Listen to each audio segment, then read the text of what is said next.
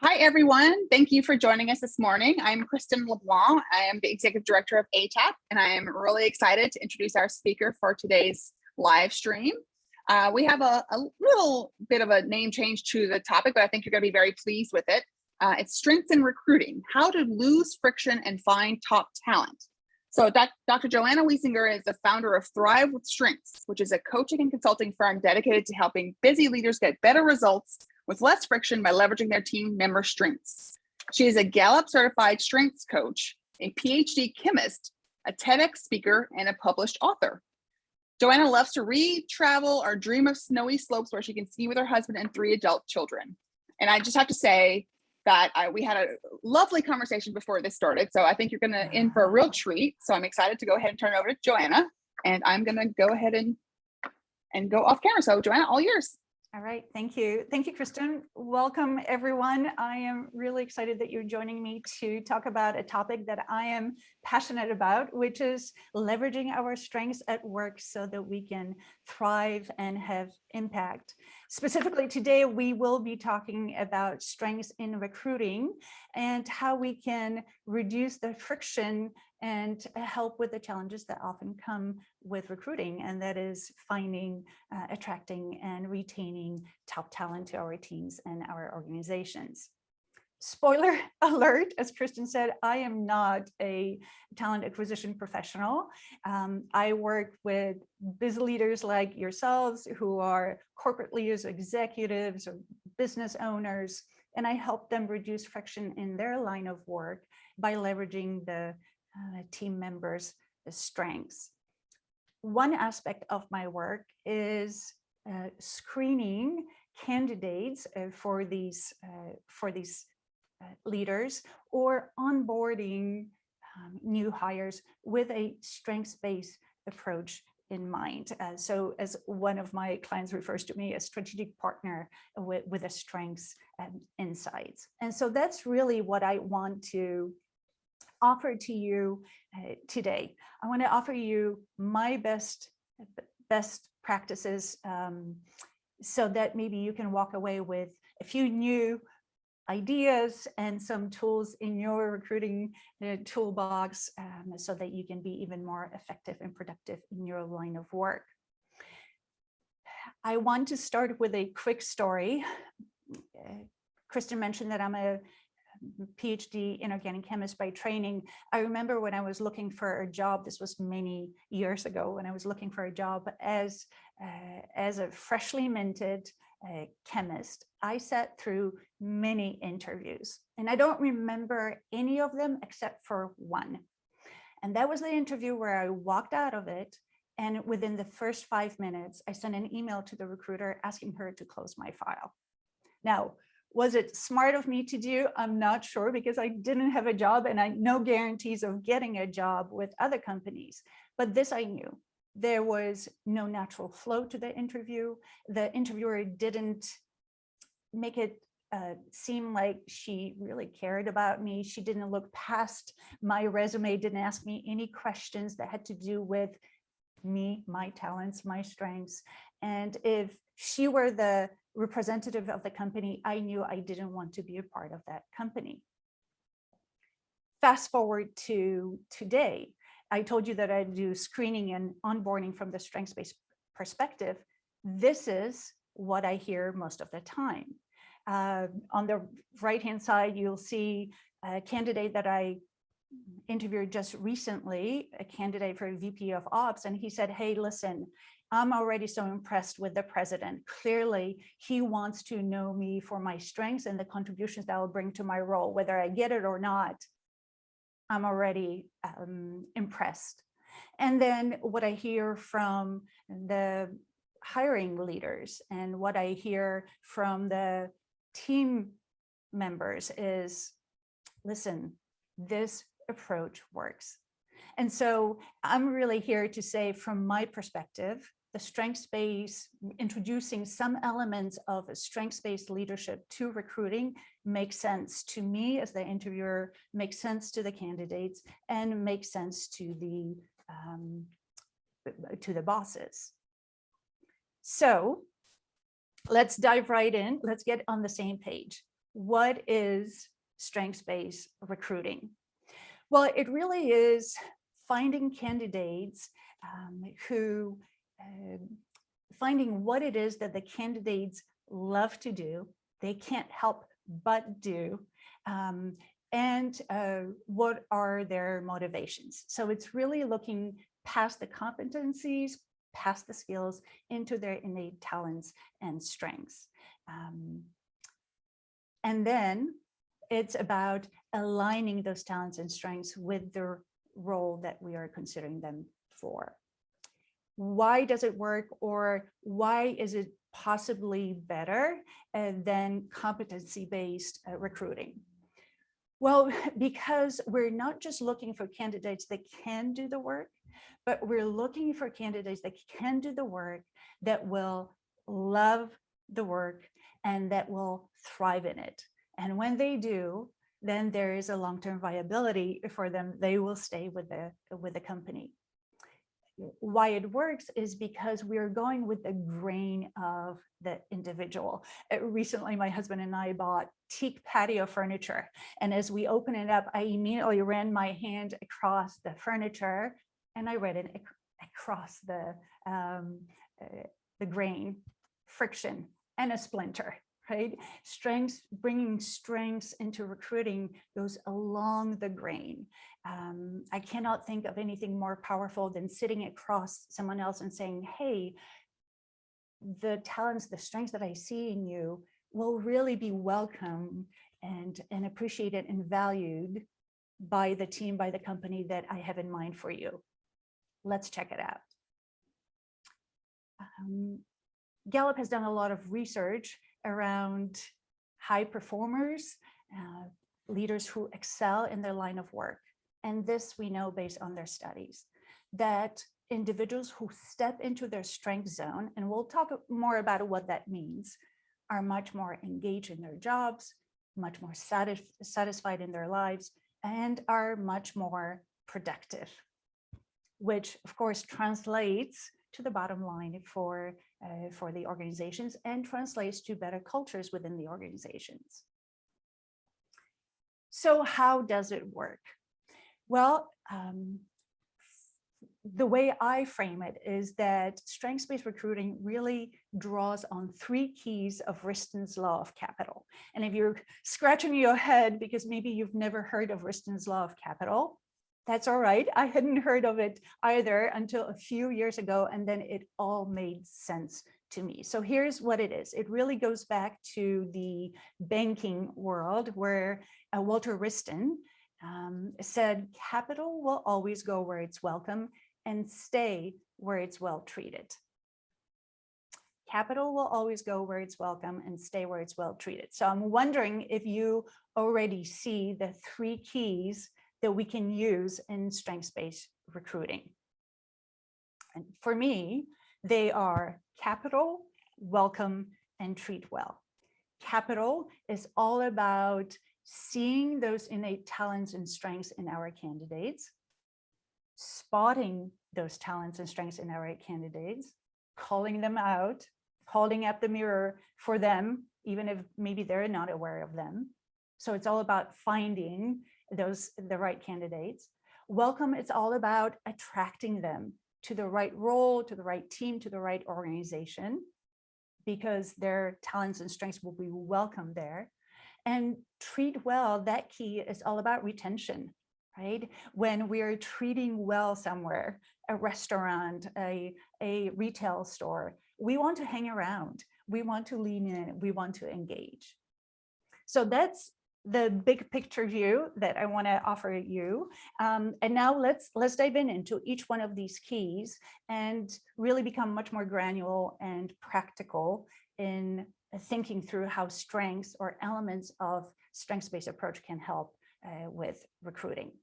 So let's take a look at the first key. It's all about that capital. It's all about really shifting our mindset from looking at just the knowledge, the skills, the competency of a candidate and looking past that into their talents and strengths. What I love about this key is that It acknowledges that really anyone can become competent in something that they're not naturally good at, but they will never excel at it. And research is unequivocal on that point. So let's kind of dive in and let's make sure that we understand what we mean by talents, strengths, and contribution. This is an equation that I always offer to my clients, whether I have one-on-one sessions with them or in a team session. This is the compass, the North Star that I offer to my clients. So contribution is all about results, the value added, the outcome, right? That your candidates would bring to their role, to that team, to that organization. So let's say if you are interviewing for a property manager, let's say, this is a relevant example from my own life. It just happened the other day. Then the contribution that individual has to bring, the results, the actual results they have to bring to that role, is making sure that that property is in a top-notch shape, that the residents feel safe and comfortable in it. If you are interviewing a candidate for an IT executive, then the contribution, the results, the outcome, the value that they would bring to the role has to do with them maybe releasing that piece of software that will help their clients work even more effectively. Research tells us that our best contribution will always come from the point of our strengths. And in the strengths-based movement, we define a strength differently than we might find the definition of it in Webster's dictionary. So it's that task, that activity that you do with ease and excellence and others notice, but it also is about that jolt of energy that you get when you do it. So you look forward to it with anticipation. And when you're in the middle of it, you might experience the flow. All sense of time disappears. When you step out of it, you might be dead tired, but you want to do it all over again. So imagine if you could find your candidate's strengths, those things that they do with ease, excellence, and enjoyment. That's their sweet spot. That's a powerful thing to find out about someone. So again, if we go back to my example of a property manager candidate, well, maybe the strength that they bring to their role so that they can bring their best contribution is that they're rigorous about the cadence of their inspections of the property. And the fact that they are really good at keeping track of their checklists. As one of my candidates said, I have a checklist for a checklist for a checklist. And she was beaming when she said that, while I was dying 1,000 deaths on the inside because it was not that exciting to me. And that's the beauty of strengths.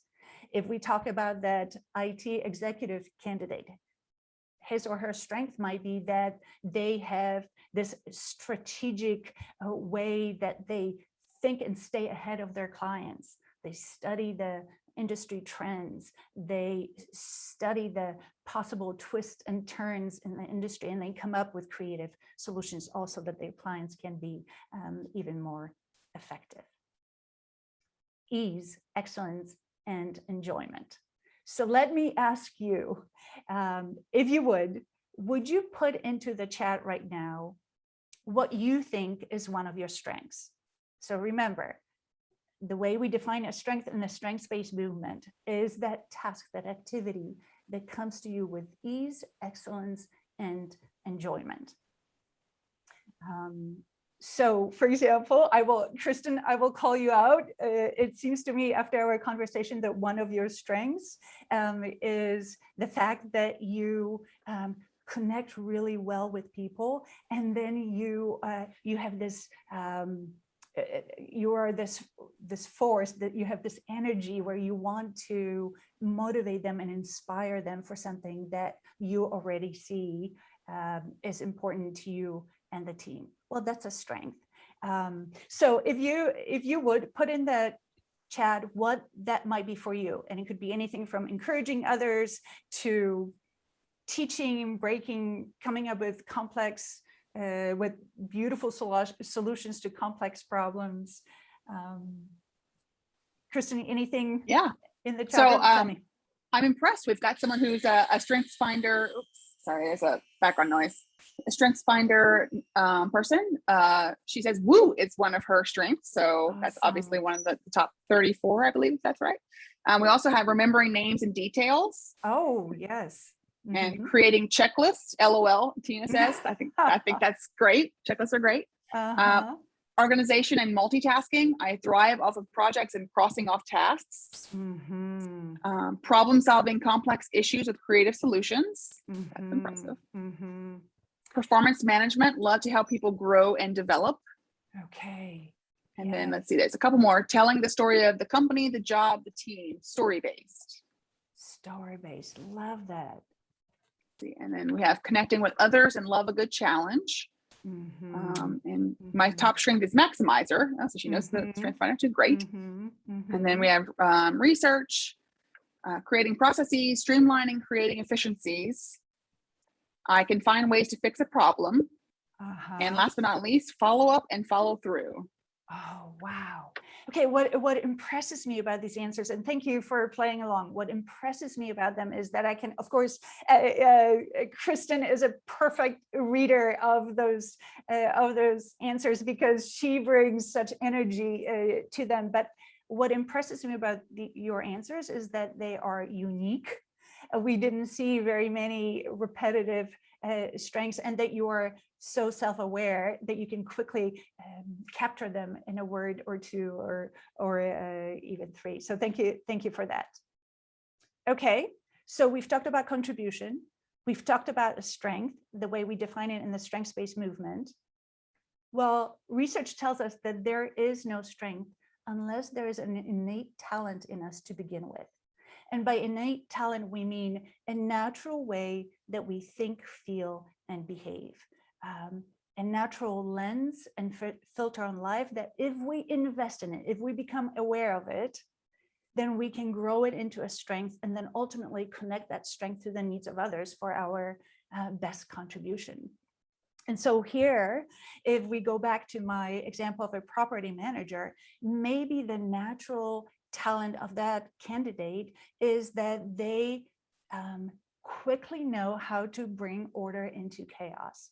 Maybe they were that kid who was very uncomfortable with change and disorder or kind of chaos, mess growing up, and knew immediately how to make their world much more manageable through order, through organization, through systems, through processes, as one of you called out as one of your strengths. Well, that's very important for you to know about yourself, what your innate talents are, but is also, of course, very important for you as a talent acquisition professional to know how to recognize those talents in others. So what are those talents? Well, the options are countless, but I want us to, again, if you would play along, I would love for you to tell me which ones are your talents. And so in a moment, I'm going to call out several statements, and I would love for you to, each statement will have a number next to it. If you would put the number next to the statement that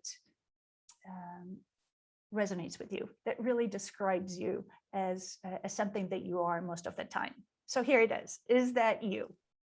Number one, do you talk to people in elevators, airplanes, stores, wherever you go? Is that a talent? Are we seeing any ones? Oh, yep. Looks like we got some ones. Okay, very good. So again, you might be thinking, yeah, what's the big deal? And maybe you kind of shrug your shoulder like, whatever.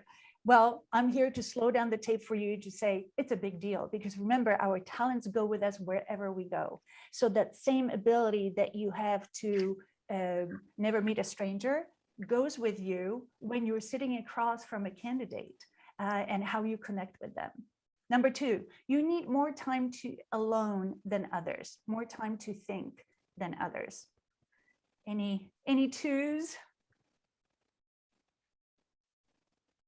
I knew Stephanie. Stephanie said absolutely not to number 1, but she's definitely number 2. So okay, very good. I had a Stephanie. feeling. So we have a few twos as well. Yes. Yes, very good. How about you write down a list of things to do and you love checking them off? We know we have someone who already said that checklist is their thing. Tell me are you seeing some 3s? Lots of 3s. We also have a question. Can you have more than one number? Can we have multiple numbers? Absolutely. You can claim them all. Absolutely. Number 4 is you seek a familiar face at a party. So you're not that person who gets a charge out of what one of the StrengthsFinder leaders here in the audience said, that we're winning others over, which is all about connecting with others. But this is more about, let me just connect with someone one-on-one and go deeper in a more meaningful conversation. Lots of 4s. Okay, lots of 4s. Love that you're here. You're making our group even better. You ask many questions and you realize that you tend to ask more questions than others.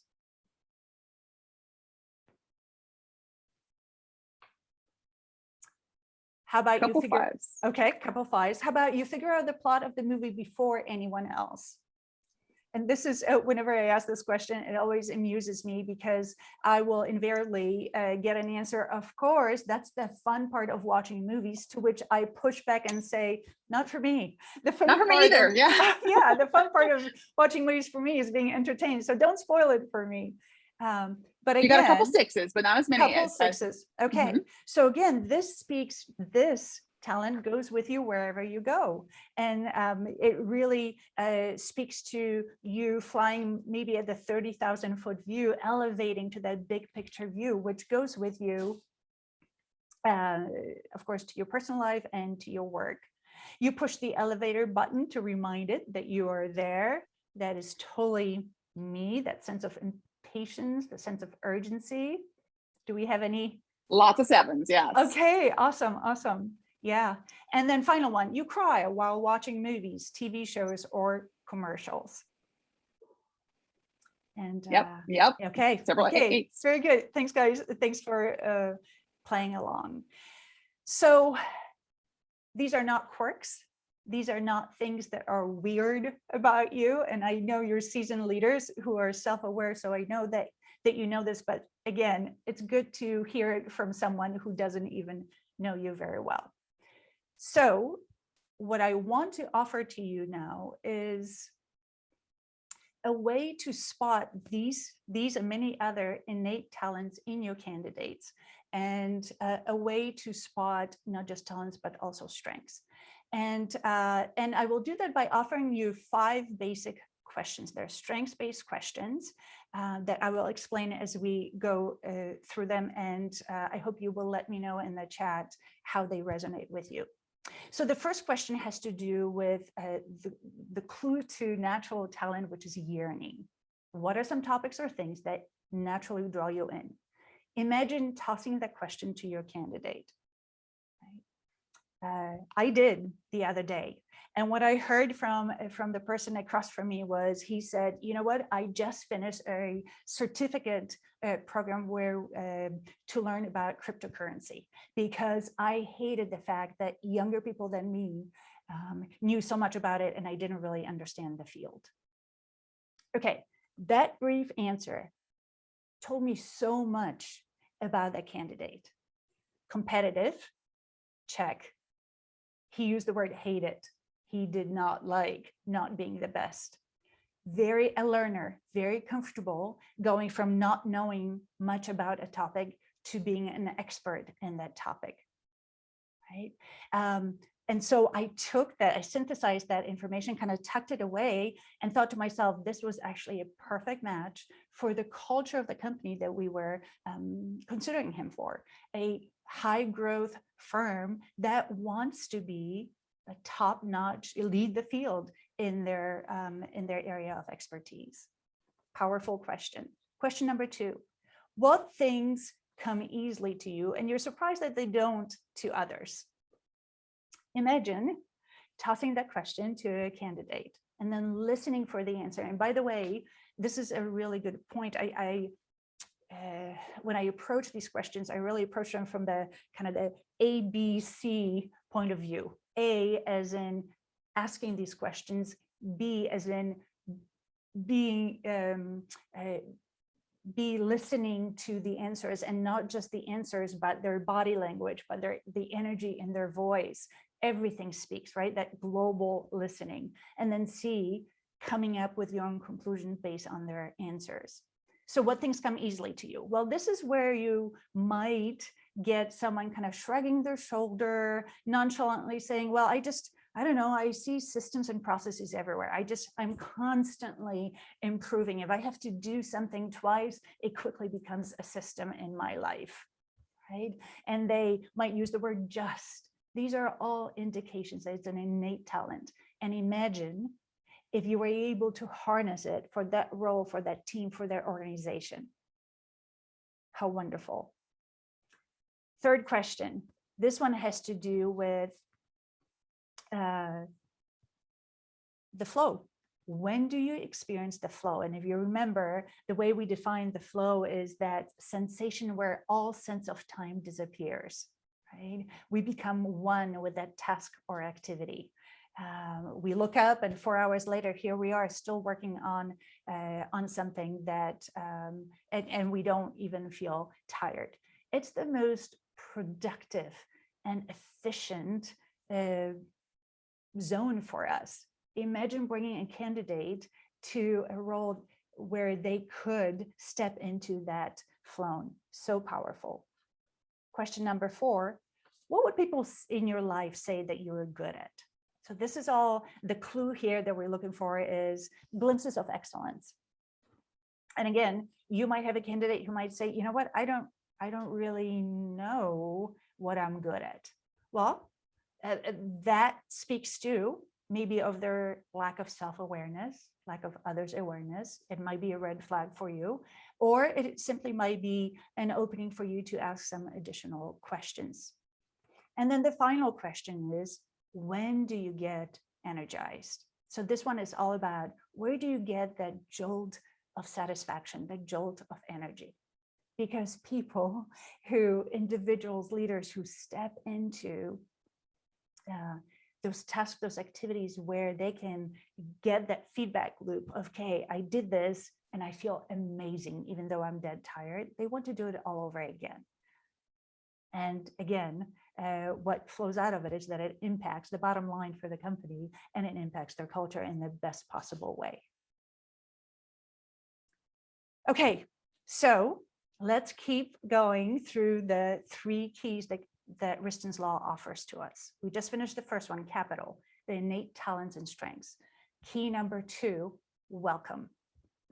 So this one is all about attracting candidates, maybe wooing them away from that boss that they love, that role that they're in that is perfectly fine with them, that company that they have been with for 20 years, and convincing them that if they leave it, they'll come to a culture that will welcome their innate talents and strengths.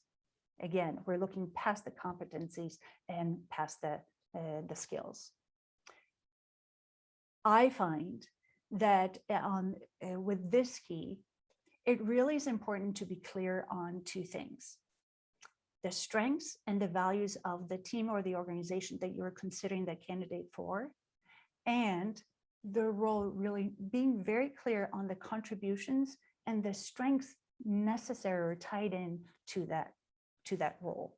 And when there is a good match, that's when you have a winner. So how do we do that? How do we discover the values, the strengths of that team or that organization when we're maybe not a part of the culture? Gallup has done a lot of research around high-performing teams and strengths-based organizations, and it turns out that the best of the best have a representation in each of the 4 what we call domains of leadership: executing, influencing, relationship building, and strategic. And so it really is on you to get a good sense of what the culture of the team organization is. Is it the type of organization where when the prevalent default setting is, let's just get things done. Let's take that idea and let's put boots on the ground and execute. Or is it more of a relational organization where connecting together is really important, spending time together outside of work is fostered and encouraged? Or is it a company where it's all about creative thinking, thinking outside of the box, really stretching towards the future? Or is it a company that where the culture is all about that sense of urgency and impatience and banter and pushback and conflict maybe is even encouraged and not turned down? It sounds to me like several of you speak the language of Clifton Strengths. So if you do, you already know that the 34 Clifton Strengths are divided tentatively into these 4 domains of leadership. Now, why do I offer this to you? Because it does matter. Each one of the team, each organization has a flavor to them. They have a certain set of unique strengths. These are just 3 of the organizations that I have worked with. And as you can tell, the one in the middle here has, as you can see, there are no influencing strengths in that organization. The default setting has to do with, let's just get going. Let's just get things done. Execution, we grind, we nose to the ground, we get things done. Well, if you were to put a candidate in that type of culture, a candidate who actually loves to influence and impact, there might be friction. There might not be a good match. I'm not saying that it's necessarily that way, but you need to be really mindful of that. So how do you, if you're not part of that team or that culture, how do you pick up on the clues of what's their default setting? Well, these are just some of the words and phrases that you might hear frequently in that culture. And that can lead you back to their default setting. So that's number 1. Know the values and the strengths of that team, of that organization. The second point is that you really have to be clear on the role that you're interviewing that person for. Meaning, once again, I'm going to harp on this. What is the contribution? What are the results? What are the outcomes that we want? Right? And what are the strengths? What are those things that they have to do predictably, consistently, with near perfect precision that will lead to the contribution? And then you have to give it some thought.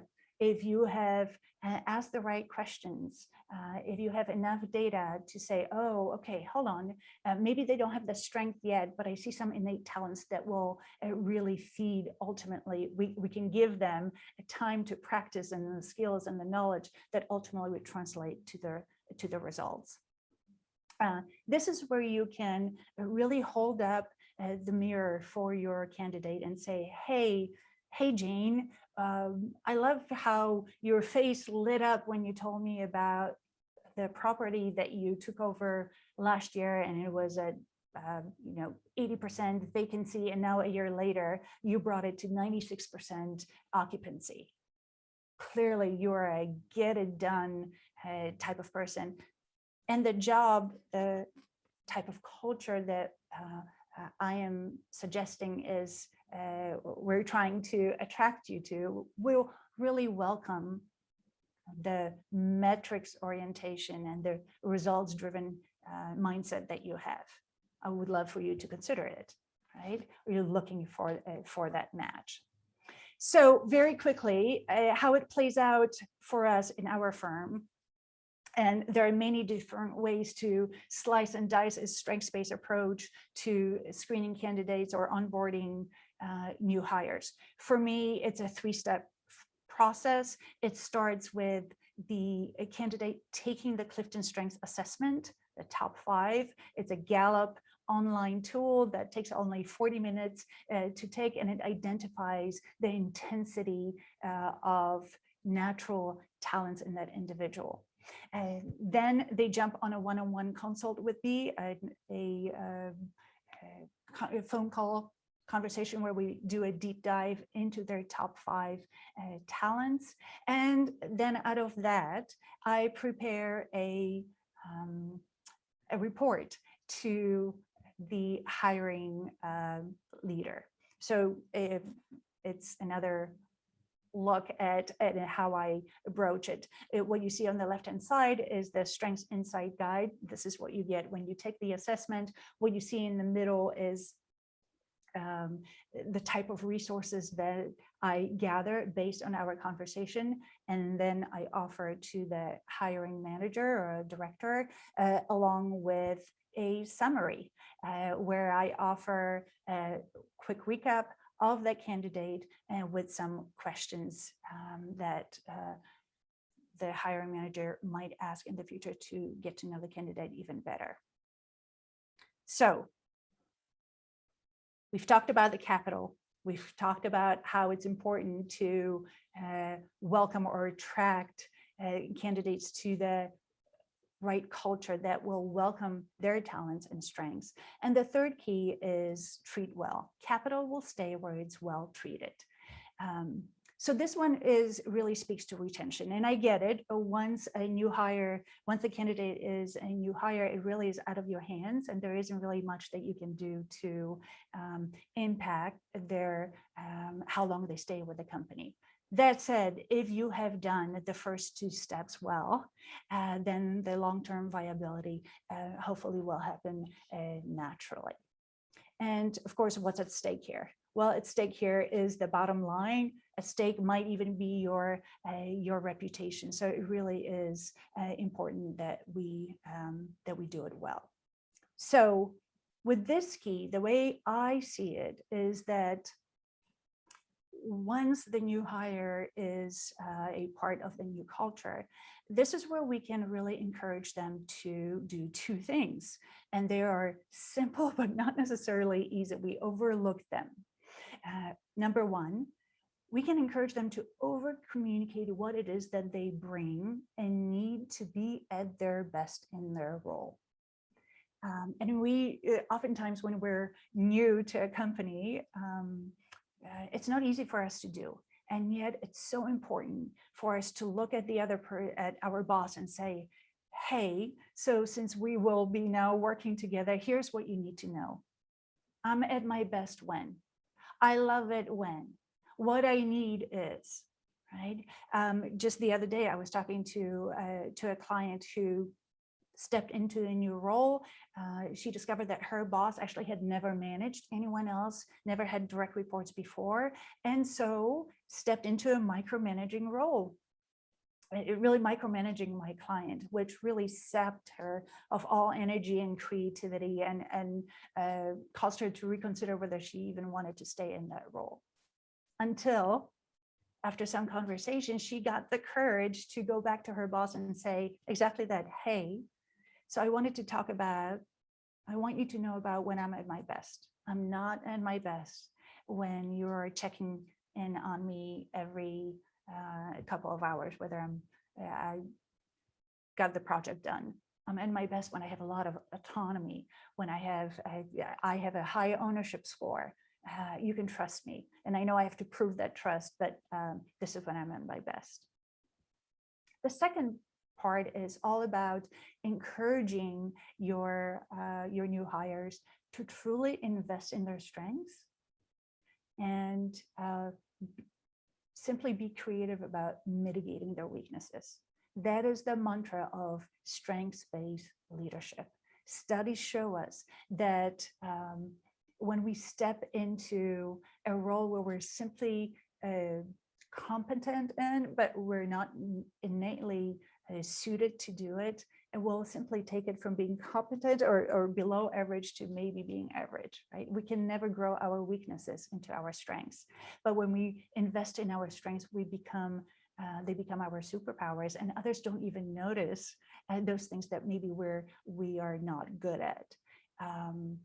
And so the example that comes to my mind is of another client who just stepped into a business development position. And so she writes a lot of proposals. And after a few proposals that she has written in this new role, she discovered that really what she does well is kind of write a proposal about 60–70% of the way, and then hand it over to her colleague who really gets jazzed about adding extra details, tweaking some numbers, adding stats, what have you. And all of a sudden, each one of them have found their own lane, and they're this powerful partnership where they're filling in each other's gaps and weaknesses. So 3 keys to using strengths in recruiting: capital, welcome, treat well. The way I see it is that Riston's Law of Capital really does give us an insight into how we can find, attract, and then retain best talent to our teams and our organizations. But we have to keep in mind that it really flies in the face of some myths that we have believed about leaders, that they should be well-rounded, that they should always meet all the needs of the team. Why have we believed that? And then that best leaders are always working on their weaknesses. Again, back to the first point, so that they're well-rounded. What studies tell us is that best leaders, best candidates will invest in their strengths and hire out their weaknesses. As Sarah Blakely of Spanx says often, and by the way, she is for the second time a billionaire, so she knows what she's talking about. So if I were to recap the power of strengths-based leadership, it's really in resetting our mindset to looking beyond the competency, beyond the skills, looking for sharp candidates, meaning that they are brilliant at some things and really not very good at others, and that's okay. And then finding the right match for them, because we are intentional in finding the strengths and the values of the culture that we are bringing them to. And in that way, we can set them up for long-term success, because we are aligning their best to what the culture of that team or that organization already is. Remember that idea of going with the grain for the candidate. Now, here's the thing. I want to end with a comment about each one of you. So first of all, my question to you is, could you use any one of those keys?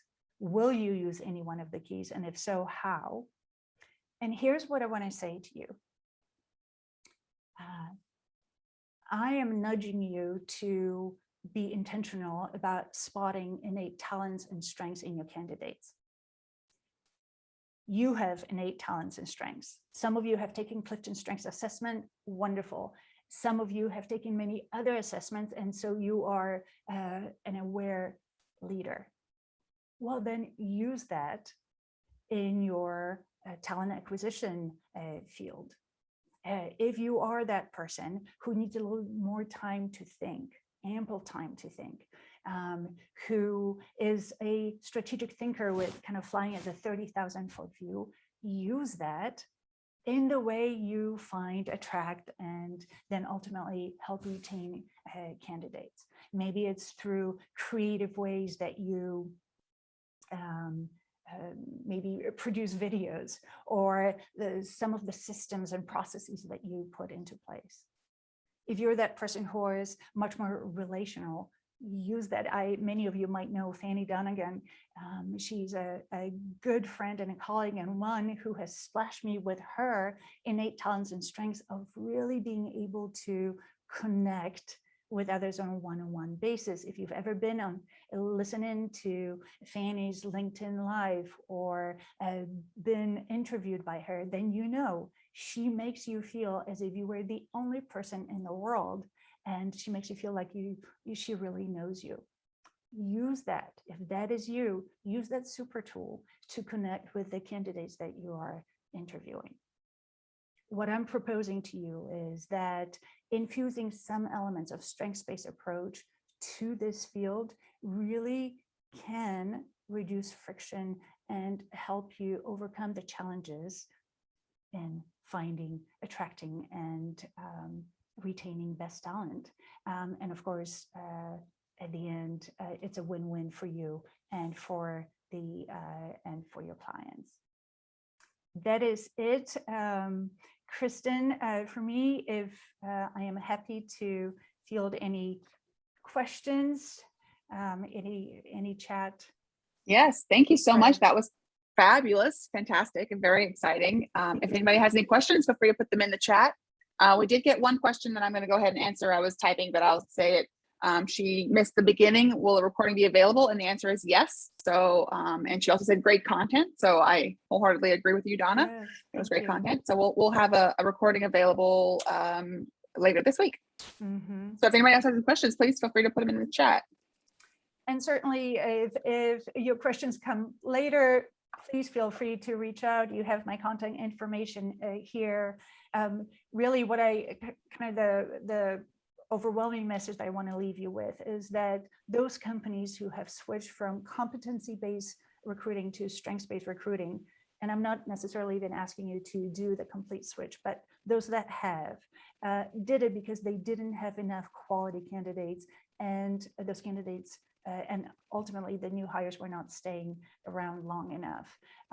And so companies such as American Airlines, Starbucks, Facebook, Stryker, they all have stepped into that strengths-based approach and have seen numbers in customers satisfaction go up and productivity go up and staff turnover go down.